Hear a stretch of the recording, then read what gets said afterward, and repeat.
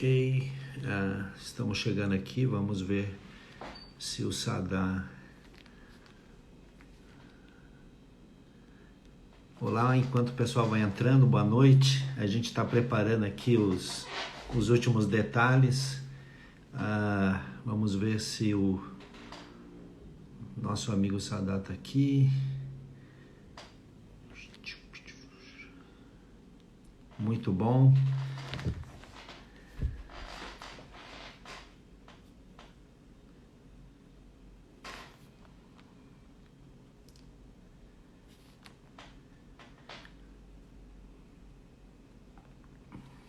Esperar o pessoal entrar. Vamos lá. Bom, enquanto a gente vai esperando o Sadá entrar, como um bom africano, espero que ele não chegue tão tarde, né, quando ele costuma chegar lá na África. Mas é para nós uma alegria muito grande. O Ministério da Diáspora está nesse dia que a gente vai falar um pouco sobre o Dia Mundial do Refugiado. Um dia muito especial para o nosso ministério, que nós estamos entre os trabalhando com imigrantes e refugiados, e nessa noite, nessa live, a gente quer refletir um pouco junto com você sobre toda essa questão do refugiado, do imigrante, de uma forma muito especial dentro do nosso contexto aqui do Brasil. A gente vai estar junto com o Sadá, que é do Senegal.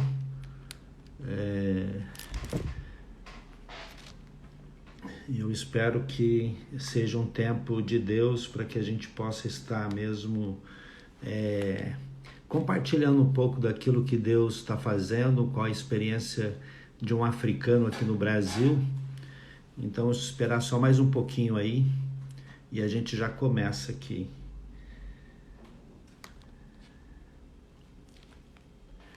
Bom, nesse Dia Mundial do Refugiado, no Dia do Refugiado, não é uma data que nós comemoramos, né? Não é um dia para se comemorar, mas é um dia que a gente separa para estar refletindo e aproveitando essa oportunidade, especialmente quem está envolvido pela causa do imigrante e do refugiado, para estar conscientizando, trazendo algumas questões que é tão peculiar, né, do imigrante e do refugiado. Essa semana a ONU lançou as estatísticas de 2019 e hoje nós temos no mundo mais de quase 80 milhões de refugiados, de deslocados. Os deslocados são pessoas que tiveram que sair de suas casas.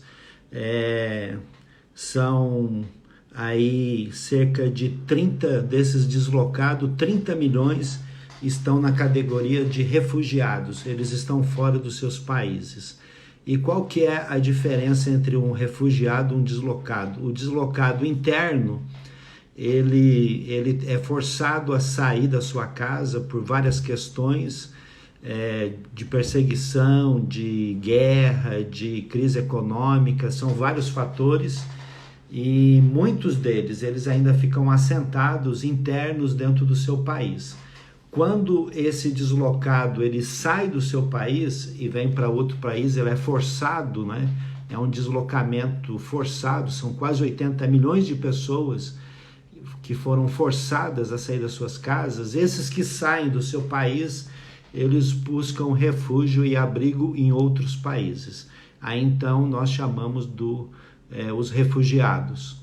E aí quando a gente vem para o Brasil, a gente precisa fazer uma diferenciação sobre quem é refugiado no Brasil e quem é imigrante. Então hoje nós temos aqui no Brasil cerca de 1,8 milhões de imigrantes e refugiados, né? Desses são mais de 110 países diferentes presentes em território brasileiro.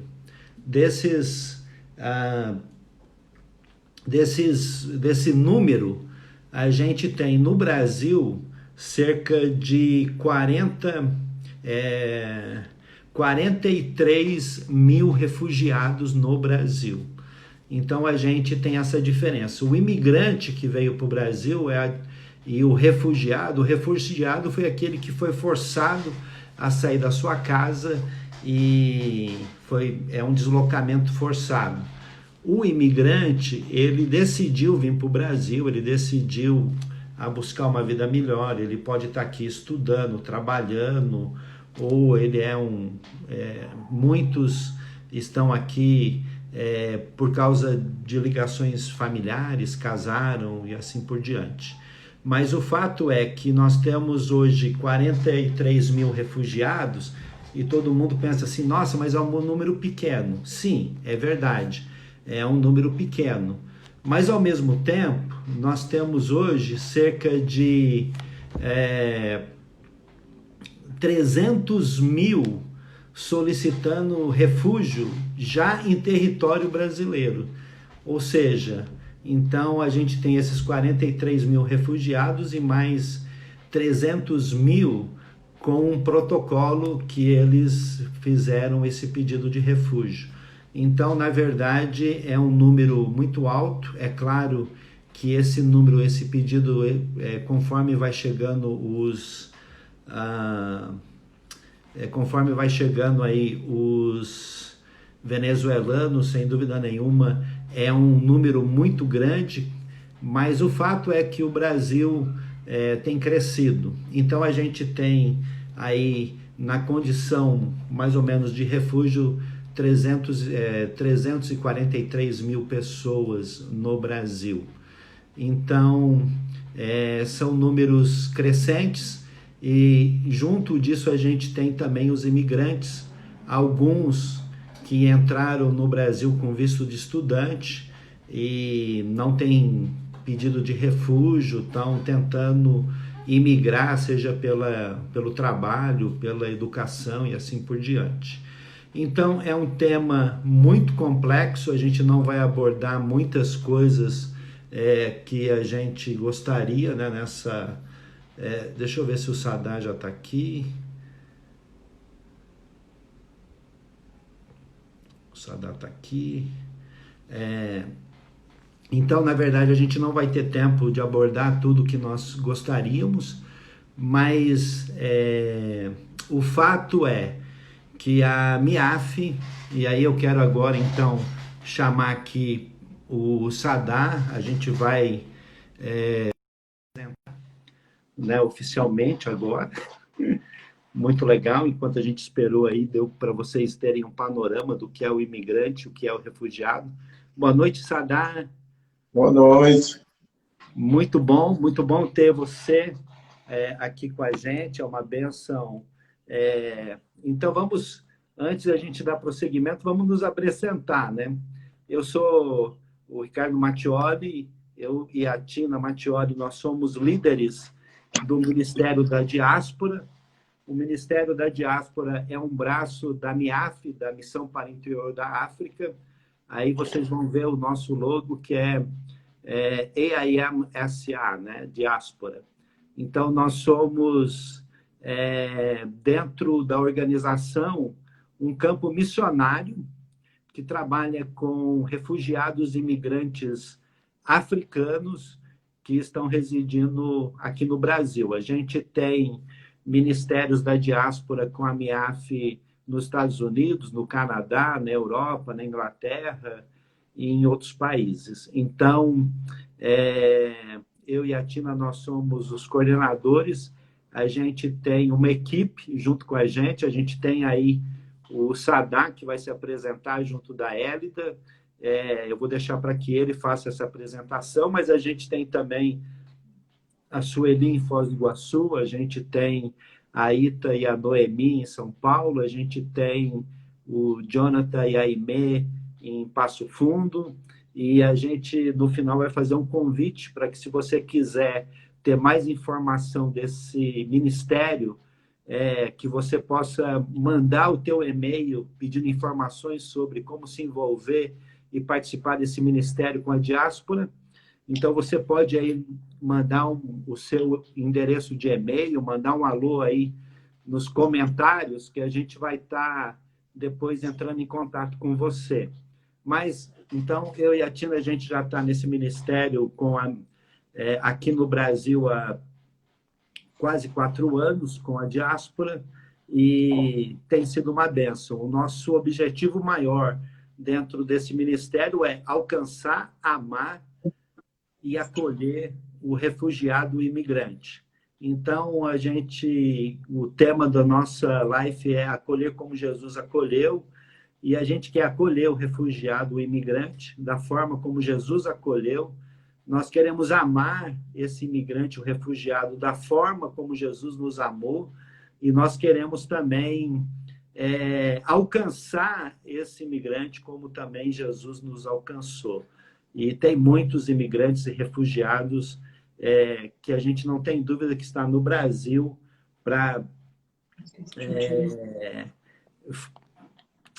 como propósito de Deus. Mas, Sadá, se apresenta, fala aí quem você é, quanto tempo você está no Brasil, e é uma bênção poder estar junto com você.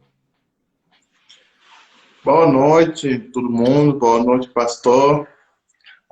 Eu estou Sadá, você já disse, eu acho. Eu não tenho um português excelente, mas eu vou tentar de falar mais claro possível. Eu venho da África, um país que se nome Senegal, no oeste da África. Eu moro aqui faz já quase 10 meses, mais ou menos, eu acho. Atualmente eu estou aqui com minha esposa, Erida. Juntos nós trabalhamos com diáspora também, missionário da MIAF. Hoje nós somos aqui para compartilhar mais meu sentimento, minha experiência da imigrante no Brasil. Sadá, a gente explicou um pouco o que é ser refugiado, o que é ser imigrante. As pessoas perguntam para você se você é imigrante ou você é refugiado no Brasil? 50% refugiado, 50% imigrante. Porque, na verdade, eu vim aqui para a questão da casamento. Mas também, eu acho que se eu não vivi a questão da perseguição, eu não quererei sair do meu país, porque eu procuro um ambiente mais estável para meu casamento.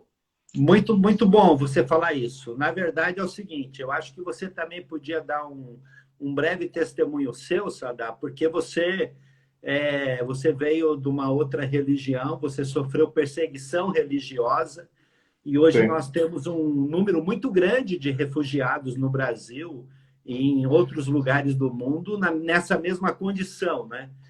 Por causa da perseguição religiosa.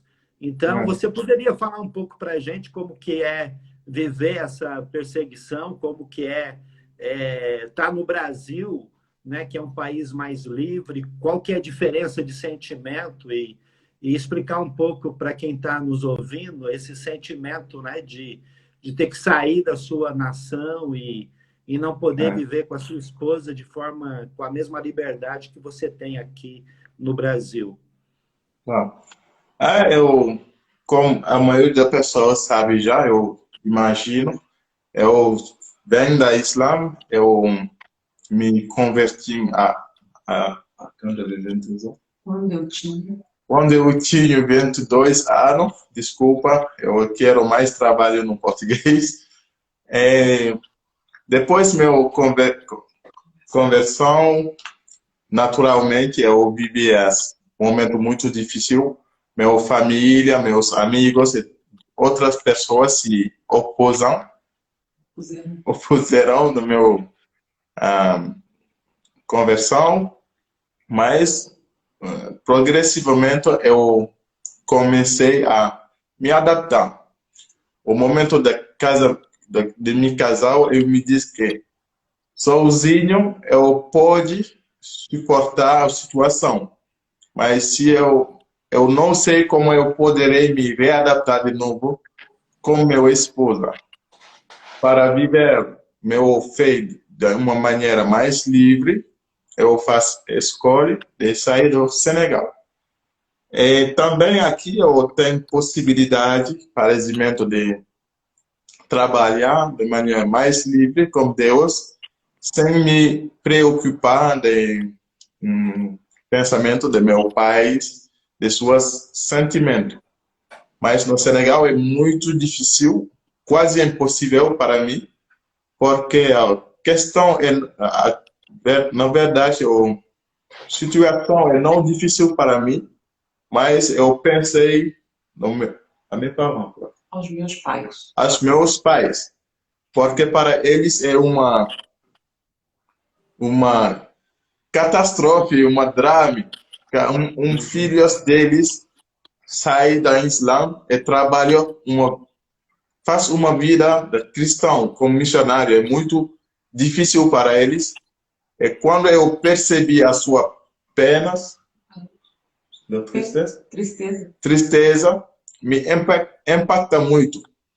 Mas aqui eu pode ter uma vida da missionário, da trabalhador, da cristã, sem me inquietar da coração ou da pensamento dos meus pais, porque eles não viu, eles não têm uma interação, eles não sofrem, eu não sofro. É uma a vantagem que eu vivo aqui.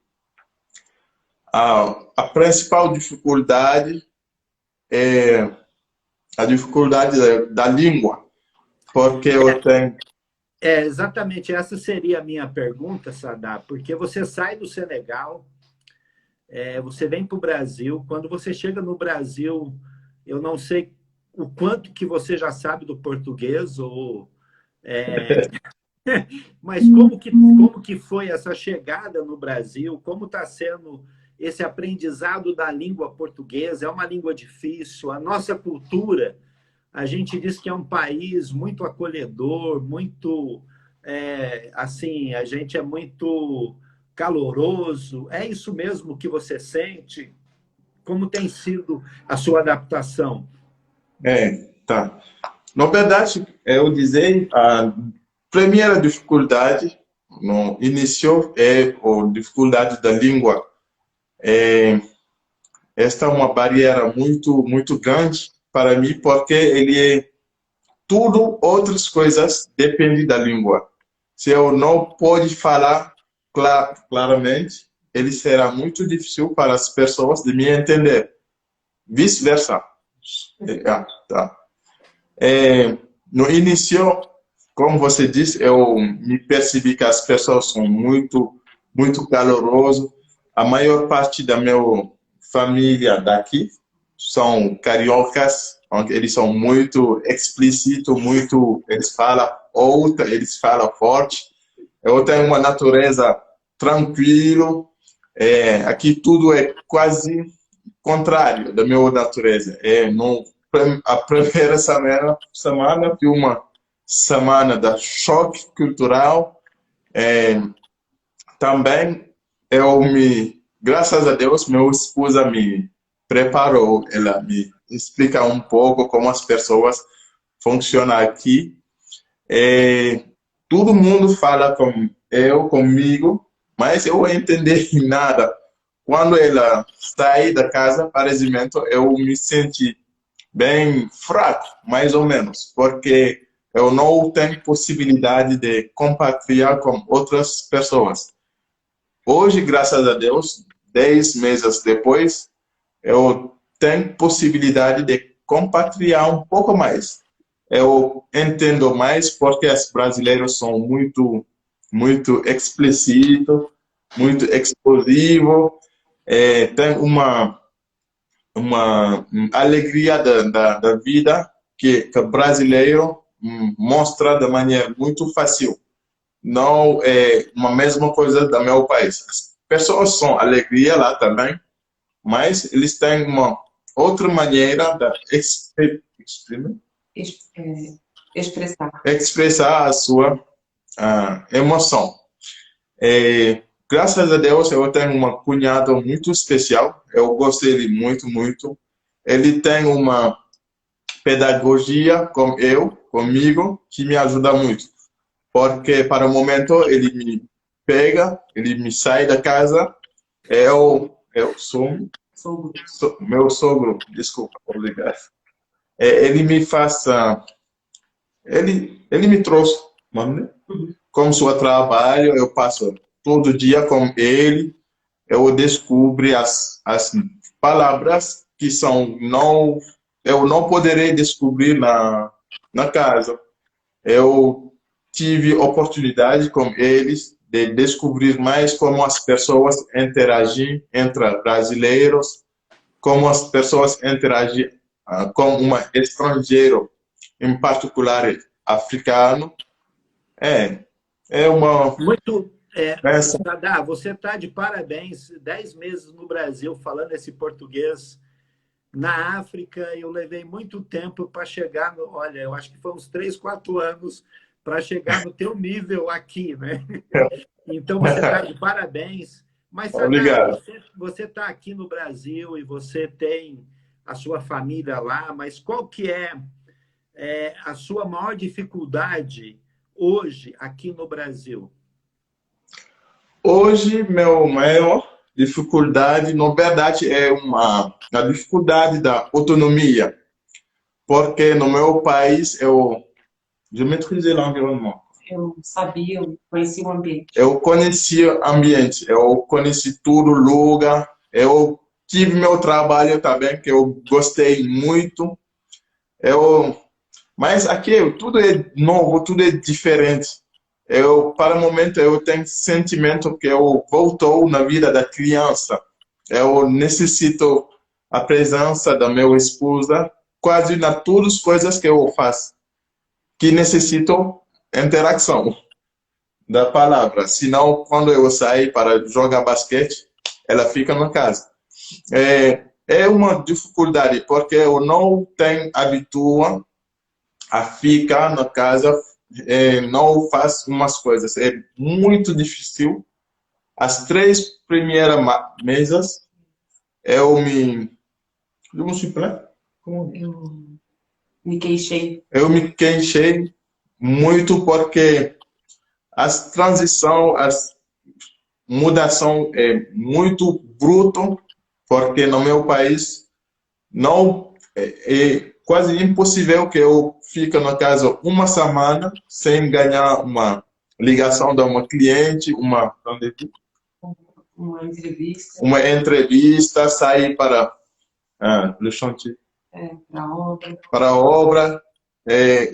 Tive uma interação entre mim, meu cliente, meu trabalhador.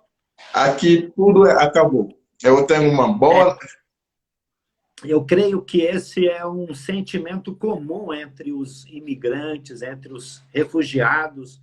Lá você era uma pessoa reconhecida, você dominava o seu ambiente, aqui é tudo diferente.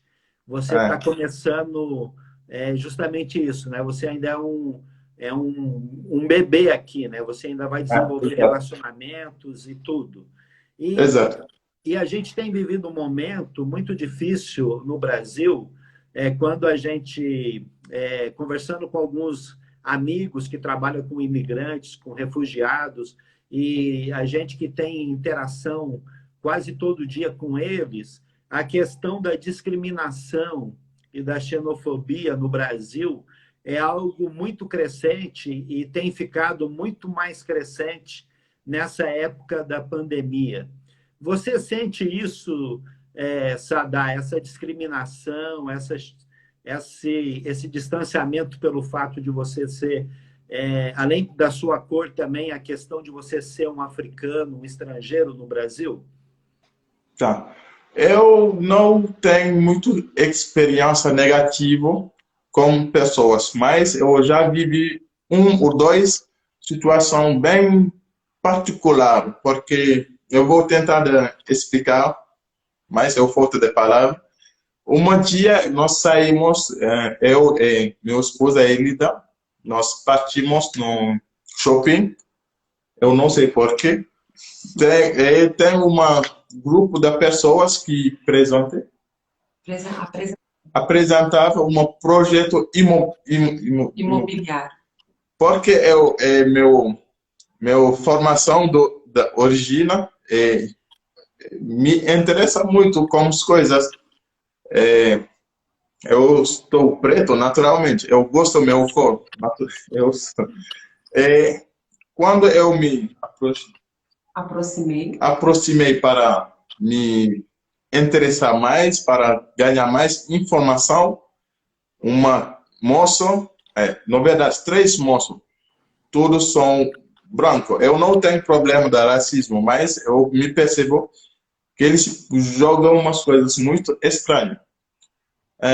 Eu tentei de ganhar informação, mas ninguém fala comigo. Mas não tem muitas pessoas. Eu tentei de falar. Na verdade, meu português da época foi muito ruim. Eu disse a ele, por favor, procura informação para mim. Mas o moço não pega a pena, papel.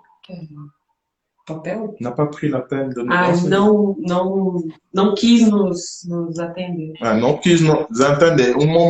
Momento, eu falei mais forte com ele. Naturalmente, nós falamos com francês. Quando ele percebe que eu falo uma língua estrangeira, ele muda completamente de comportamento. Ele diz, oh, moça, por favor, vem, eu vou explicar como você. Eu snob ele também, porque no início ele me snob. Eu disse, ok. A partir desse momento, eu comecei a observar mais o comportamento das pessoas. Eu me percebi que ele tem muitas pessoas que têm uma maneira de falar, mas na verdade está o sarcasmo. No início eu como uma criança tenho um pensamento inocente, mas tem as pessoas, por exemplo, que vêm e me dizem as besteiras. Ele diz, tem cerveja, Sorvete. Perdão, sorvete na África. Eu me disse, as pessoas têm uma visão muito ruim da África. Eles pensam que todo mundo sofre na África, todo mundo vive na guerra, pobreza, maladie, doença. É uma situação muito presente no discurso de quase todo mundo, mesmo se a pessoa é uma boa pessoa, na sua cabeça, porque você é africano ou preto, você é naturalmente ignorante, pobre ou maluco. Sadá, sem dúvida nenhuma, isso é muito triste, né? Ouvir esses relatos, a gente ouve isso não só de quem vem da África, mas seja o venezuelano. E quando a gente traz isso, né, para o lado do cristianismo, para as nossas igrejas, na sua opinião, qual que é o papel do cristão diante dessa crise humanitária com os refugiados, imigrantes, especialmente qual seria o papel do cristão no Brasil, né, quando ele se depara com algo que é que está sendo tão comum e a gente tem visto assim os cristãos se levantando muito contra, né, essa questão de aceitar o refugiado, o imigrante e tudo isso. Como que você vê o papel do cristão diante dessa crise humanitária entre os refugiados e tudo? Tá, meu pensamento é que um cristão que entende muito bem a palavra de Deus não pode se opor a ajudar uma refugiada ou uma imigrante, porque naturalmente, no início, eu acho que todo cristão é uma imigrante, se não uma refugiada na Terra. porque nós sabemos que nossa casa, a Somos casa que peregrinos. Deus prepara para nós e não aqui. Segundo as coisas, é uma responsabilidade para uma cristão de assistir, de ajudar tudo pessoas que necessitam ajuda. Que são estrangeiros. Seja estrangeiro ou não. Seja estrangeiro e não. E também ele é bom de saber que mesmo se nós vivemos um tempo difícil, um tempo de crise, uma cristão de novo que compreende bem a palavra de Deus, sei que ele depende de Deus, de graça de Deus, não da circunstância da vida, ou da situação econômica ou política do país. Eu direi como igreja brasileira que você tem uma responsabilidade, você tem uma dever de orar, primeiramente, e também de sair de 4 paredes. De 4 paredes para ali ao contato. Para ir ao contato. Para ir ao contato dos povos, porque Deus permite que eles vivem as dificuldades que impulsiona eles saem dos seus países. Se eles ficam lá, você é cristão, você deveria compartilhar. Amor é uma responsabilidade. É não meu sentimento, eu compartilhar tudo que eu entendi da palavra de Deus. Você é sua responsabilidade de compartilhar com ele comida, se ele não tem comida. Se você é empresário, se você tem possibilidade de lhe oferecer um trabalho. De dar a ele um trabalho. Dar a ele um trabalho é uma obrigação. Porque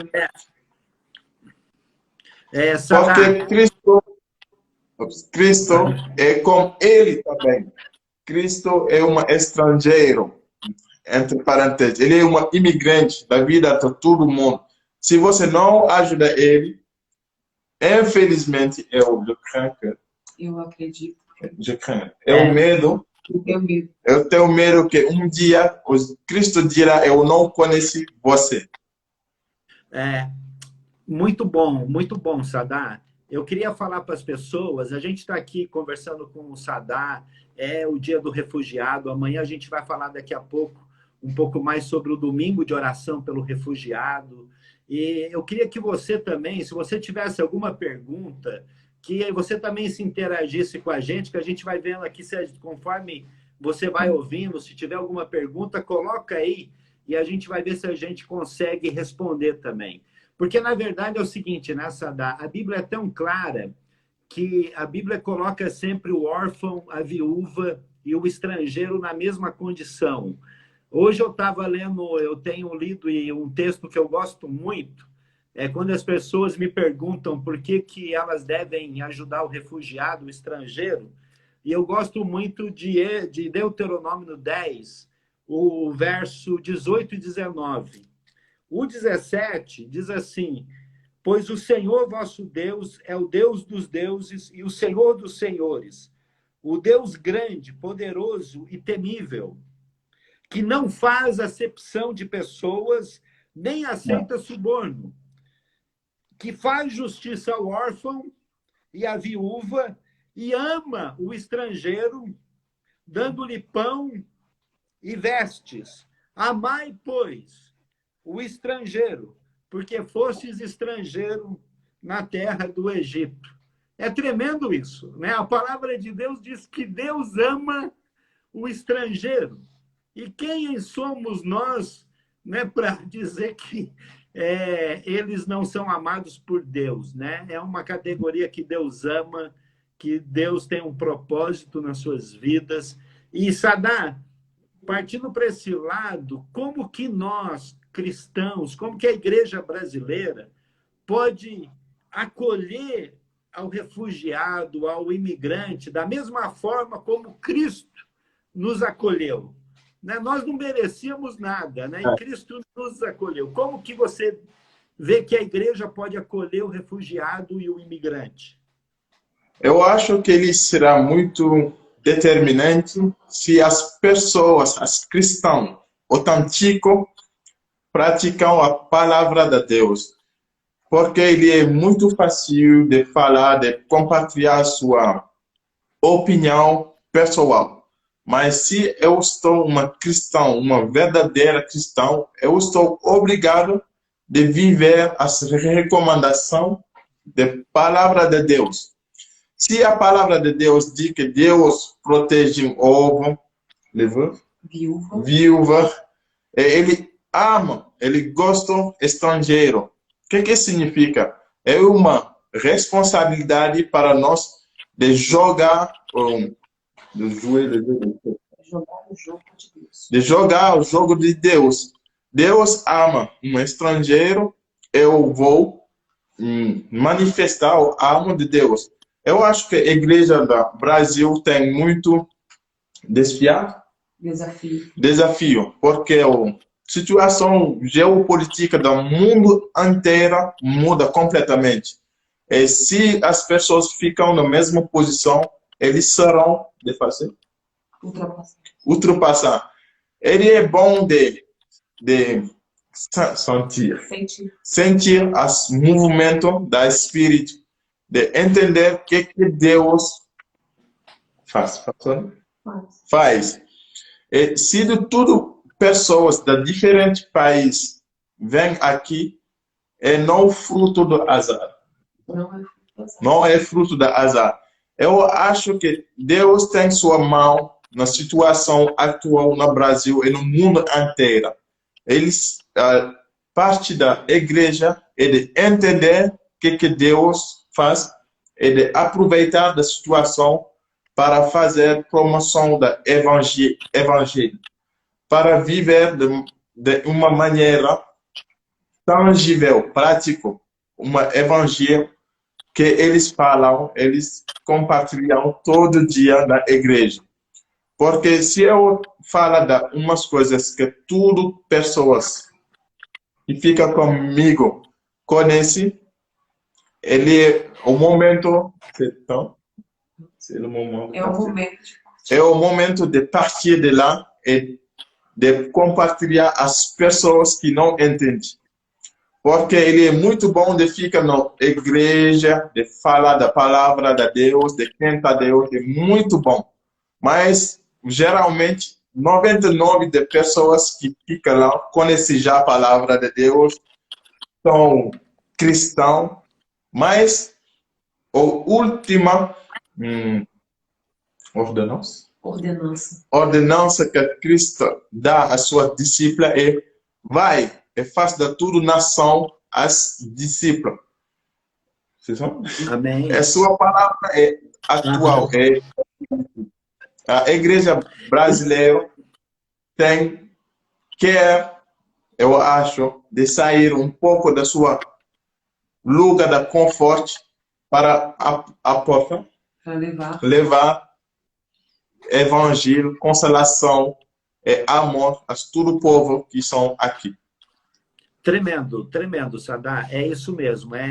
Na verdade, assim, o refugiado, o imigrante hoje no Brasil, ele faz parte de uma categoria de povos minoritários mais vulnerável e que, sem dúvida nenhuma, tem que ter uma atenção especial da igreja hoje. Né? Você tem praticamente hoje quase todas as cidades do Brasil. É muito difícil você ver uma cidade, talvez, que não tenha um imigrante, um refugiado, né? Então, a gente percebe que o papel da igreja é muito importante. Sadá, como que, dentro desses aspectos que a gente, especialmente no Ministério da Diáspora, nesses últimos dias, meses, com a pandemia, tem muitas das coisas que o refugiado, que o imigrante conquistou, alguns direitos, ou até alguns que tinham já ido para o trabalho, perdendo o emprego, quer dizer, hoje vivendo uma situação de vulnerabilidade muito grande, sem condições de alimento, de pagar aluguel, como que a igreja pode participar, como que ela pode acolher e ajudar nessa necessidade, num momento tão difícil. É claro, né, que essa é uma circunstância que não é só o refugiado, é todo brasileiro, e a gente tem uma gama muito grande de pessoas carentes, necessitadas, mas especialmente o refugiado, o imigrante que está longe da sua casa, do apoio da sua família, da sua comunidade. Como que nós podemos, nessa época de pandemia, ajudar esses refugiados imigrantes? Como você disse, a questão da pandemia, eu acho que é muito inconfortável para todo mundo, na verdade. Mas se uma pessoa que no seu país tem dificuldade, imaginamos um pouco a situação de um estrangeiro. Eu acho que os momentos desviados, os momentos difíceis, é o melhor momento para manifestar uma verdadeira amor. Ele é muito fácil de dizer a uma pessoa: eu amo você, eu gosto de você, se tudo bem para mim e para ele também. Mas se eu falta de muitas coisas, se je manque de tout, falta de muitas coisas, malgré ça, je vais vers l'autre. Independente disso, eu vou... Independente disso, eu vou ver a outra. Significa que eu estou uma cristã autêntica. Eu não tenho audácia de dizer que a igreja brasileira deveria fazer outras coisas, porque eu estou um estrangeiro, eu necessito de aprender mais a maneira de funcionar da igreja brasileira, mas eu tenho uma mensagem com as cristãos, porque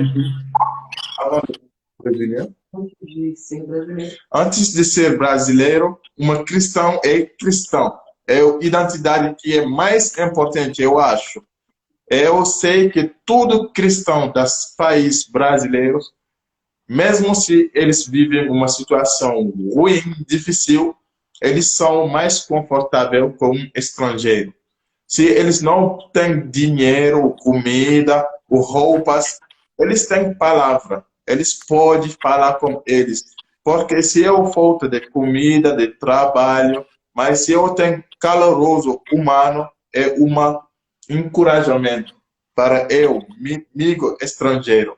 Eu acho que as principais coisas que é grátis que a igreja brasileira pode compartilhar estrangeiro a esse momento é amo, consideração. As considerações. Sadá, a Laura Alecrim, ela fez uma pergunta muito interessante, eu vou dar aqui uma ajeitada. Ela pergunta para você o seguinte: qual seria, como você vê o desafio para se falar de Jesus, quais seriam os desafios para se falar de Jesus para um refugiado, um estrangeiro, um imigrante que está no Brasil? Quais seriam os nossos desafios? Tá. Eu acho que é meu pensamento pessoal. Eu acho que a melhor maneira de compartilhar a vida cristã, a palavra de Deus, com um estrangeiro ou não, é de ter uma vida autêntica cristã. Eu tenho habituado a dizer a minha esposa, meus amigos, ele é muito bom de não fazer confusão entre amor e gentileza. Porque se você manifesta muito gentileza a estrangeiro para ganhar ele com Jesus, um dia ele verá que você não, na todo momento, na toda circunstância, gente boa. E será não não vai garantir que ele não vai aceitar Jesus, mas seria O freio. freio para ele. Ele vai começar a imaginar que talvez as pessoas, essa moça é falsa. Eu acho que ele é imperativo, ele será muito determinante de ficar Real. real, verdade, de compartilhar a palavra de Deus a partir da nossa ação. Ele é bom de falar, ele é fácil de falar, mas ele é importante juntar nossa palavra com nossa ação. Porque as estrangeiros geralmente têm uma posição diferente. Eles observam muito, porque eles são vulneráveis. Tudo pessoas falam com eles, mas eles têm uma prudência normal e natural. Se você vem para mudar sua vida espiritual, é umas coisas que necessitam muito sabedoria. Eu acho que muitas pessoas têm boa intenção, mas eles fazem muito erro porque eles tentam de jogar a joga de Papai Noel. Eles vêm no início, eles dão presente, eles sorriem muito largo, eles falam tranquilamente, mas na verdade ninguém é como se todo dia. Eu acho que ele é muito bom de ter comportamento normal, de ter uma relação amical com eles, autêntica, verdadeira. Se eu não tenho possibilidade de ter uma amizade com ele, eu pode adaptar um comportamento de respeito mutual. Porque, É verdade. porque eles não são ignorantes, eles não são naivos, inocentes, porque eles ultrapassam a situação muito complicada da vida, eles viram já os aspectos mais ruins do humano. Se você vem todo dia, você sorri, ele se diz que as pessoas têm uma ideia na sua cabeça. Eles têm uma posição da reservada. Se você trouxe comida, ele tem com fome. Naturalmente, ele vai aceitar sua companhia, mas é para a comida, não para você ou para o seu pensamento. Mas se hoje você tem comida, ele é bom de compartilhar. Outro dia, se você não tem comida, passa 5 ou 10 minutos com eles na sua rotina para descobrir mais o que ele vive na verdade. Porque se você trouxe comida, roupas, a relação entre você é não uma relação de amor, mas é uma relação de assistir. De um assistente a um assistido. Entendeu? Na verdade, Sadá, o que você está dizendo é que nós cristãos, nós devemos ajudar e amar o imigrante, o refugiado, sem a intenção de que ele se converta, Exatamente. que ele venha para Cristo, mas desenvolver uma amizade, estar junto com ele, para que a gente possa conhecer ele e ele conheça a gente. E dentro desse relacionamento, a gente vai apresentar uma fé natural, não forçada, Exatamente. algo que vem assim, espontâneo. Porque como estrangeiro, como eu já vivi na África, às vezes é aquele sentimento que o refugiado, o imigrante tem, de você estar levando uma cesta básica, você está levando um alimento, você está socorrendo, e ele está dizendo assim, a intenção deles é que eu vá para a igreja deles, é para que eu me converta.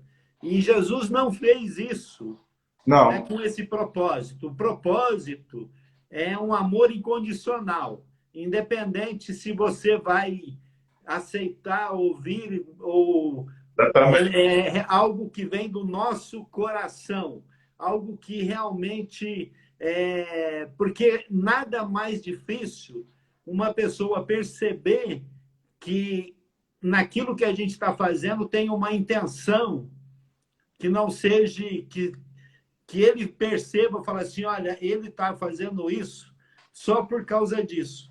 Ah, Então, na verdade, isso é um diferencial para todo mundo que está querendo, porque a gente faz a assistência social, a gente ajuda, mas isso não é o fim, é um meio, né, de se aproximar, de cuidar, de acolher. E aí, Sadá, a gente, nossa, o tempo aqui passa muito rápido. é, Eu não sei se tem mais perguntas, o pessoal não está perguntando muito, mas, na verdade, assim, amanhã a gente vai ter um dia muito especial, um dia em que as organizações missionárias, as igrejas, as ONGs, toda essa comunidade de pessoas que tem desenvolvido um ministério, tem alcançado, tem ajudado, tem participado desse ministério que a gente chama de diáspora. A gente colocou o dia 21 como o domingo de oração pelo refugiado. Amanhã, aqui no site da MIAF, da Missão para o Interior da África, aqui no Instagram, no site da missão, nas nossas redes, a gente vai estar publicando os pedidos de oração específico que nós levantamos. Sada, eu queria que você fizesse um convite para que cada um que está nos ouvindo pudesse incentivar a sua igreja, pudesse amanhã, no seu momento devocional, estar tirando um tempinho para orar pelo refugiado. É um dia de oração pelo refugiado, não é um dia para a gente lembrar das causas. São mais de quase 80 milhões de pessoas que foram forçadas a sair de suas casas. São gente que está aqui no Brasil, que moram aqui perto da gente. A gente tem todo dia socorrido imigrante, todo dia alguém pedindo uma cesta básica, e a gente tem levado cesta básica, comida, mas a gente leva também a Bíblia, a gente ora, e a gente quer que realmente Deus cumpra o propósito que está no teu coração de fazer esse movimento de pessoas que ele está fazendo para que eles possam conhecer. Eu queria que você fizesse esse convite para quem está ouvindo, incentivasse a estar orando nesse dia tão especial de amanhã. eu vou dizer que todas as pessoas que nos assistem agora, para amor de Deus, para amor do próximo, eu compartilho a você, convido você, desculpa, para passar um momento, mesmo se é um pequeno minuto, nesse tempo da oração, porque se eu oro sozinho, é uma voz. Se eu oro com minha esposa, é dois vozes. Se nós gritamos no mesmo momento, eu acho que nós teremos mais possibilidade que todo mundo entenda nossa voz. O mesmo princípio existe no momento da oração, mas ele terá as pessoas que vão orar conosco, mas eu acho que a nossa oração vai resonar? Vai recuar. Recuar na orelha de Deus. E também compartilhar outras pessoas. Na verdade, as ministérios da diáspora é não o meu ministério, o ministério da pastor Ricardo. É um ministério da Deus. Deus, eu sou patrão, sou líder desse ministério. Ele faz a sua obra. Nós temos oportunidade de participar a essa obra. Se nós participarmos, Deus será muito feliz de nós. Se nós não participarmos, Deus continuará de fazer o seu trabalho. Um dia uma pessoa, talvez que você não conhece, passa um momento de oração para você, para sua nação. Hoje, Cristo é na sua vida. Você tem uma boa vida, talvez você tenha um bom trabalho. Mas é um fruto da oração de uma pessoa que talvez você não conheça. Você pode, amanhã, fazer mesmo coisas para imigrante e para refugiado também. Eu aproveito nesse momento para dizer também ajudar os missionários, porque na verdade renunciar a tudo, renunciar a tudo para trabalhar com Deus, para Deus, em todo momento, é não uma coisa fácil, porque nós somos confrontados à situação mais triste a maioria da cristão não viu. E nós queremos a sua oração, sua amizade, procurar as novas para saber como nós trabalhamos, como nós vivemos. Nós tivemos também necessidade da sua apoio. Porque se eu trabalho sozinho, eu não poderei ganhar muito pessoas. Mas se nós trabalharmos junto, eu acho que o resultado será maior. Muito bom, Sadá, é verdade. Eu creio o seguinte, é uma das coisas que eu escrevi, a gente tem estado todo dia com refugiados, com imigrantes, eles estão passando por situações tão difíceis, e é muito gostoso quando a gente vai levar uma assistência, uma roupa, uma ajuda com cesta básica, é uma bênção, mas é tão bom quando nós podemos separar um tempo para pedir ao Senhor, para que esteja abençoando aqueles que estão perto de nós, aqueles que estão longe. Eu estou chamando as pessoas, convidando os pastores, as igrejas, desafiando para dedicar esse dia amanhã na igreja, para orar como comunidade, porque nós temos hoje, são quase 80 milhões de pessoas que não têm casa para voltar, que não têm distanciamento social para participar. Não, é algo assim que os nossos olhos, os campos de refugiado que a gente conheceu lá no Quênia, são milhares de pessoas expostas ao vírus. Nós temos a oportunidade de poder orar, abençoar, pedir a Deus. Há tanta necessidade, os abrigos, né? Aqui eu estou ouvindo as pessoas que estão, os refugiados, os imigrantes que estão nos abrigos, a dificuldade que eles têm, porque eles não têm casa. Em alguns abrigos aqui em São Paulo, quando o cara sai para ir no mercado, quando ele volta, ele tem que ficar 14 dias numa sala, né, de quarentena. Outros não têm a liberdade, eles têm que conviver junto com um monte de gente. Ou seja, a gente está vivendo algo muito diferente e que nós precisamos olhar essas pessoas com os olhos de Deus. A minha oração, a gente já vai encerrar a nossa live, já está acabando aqui. Eu queria, de uma forma, agradecer a todos que estiveram conosco aqui nesse tempo, desafiar você a orar, que realmente nós possamos acolher, amar e alcançar da mesma forma como Jesus nos ama, nos alcançou, da mesma forma como Ele tem cuidado de nós, que Ele faça isso na vida dos refugiados, dos imigrantes, daqueles que estão bem perto de nós. Eu acho que cada um pode fazer um pouquinho, a gente não quer exclusividade, a gente é só uma parte. Sadá, você teria alguns segundos para encerrar com uma oração? Eu creio que seria muito oportuno um imigrante, um senegalês aqui, encerrasse com essa oração.